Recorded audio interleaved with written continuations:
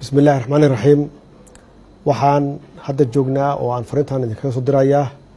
magaalada Garowe ee caasimadda dowlad goboleedka ee Puntland waxaan halkan uga dirayaa hambalyo guud ahaan muslimiinta caalamka gaar ahaan ummadda Soomaaliyeed ee ku nool wadanka gudihiisa iyo dibadiisa bisha noo dhalatay ee Ramadaan bishani waa bil barakeysan waa bishii ay tahay muslimiinta oo dhan gaar ahaan ummadda Soomaaliyeed inay iscafiyaan waa bil cibaado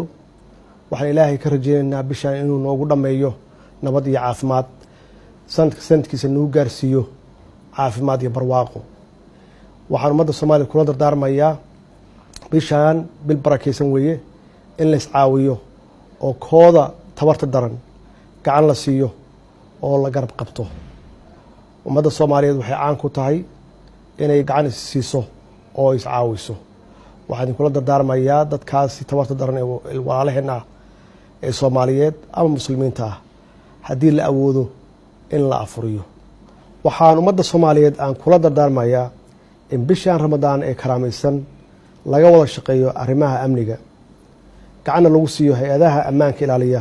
sidii waajibaadkooda u gudan lahaayeen ayna u sugi lahaayeen amniga shacabka hay'adaha amniga ilaaliya iyaga naftigooda waxaan leeyahay inay u turaan u naxariistaan shacabkooda والسلام عليكم ورحمة الله وبركاته.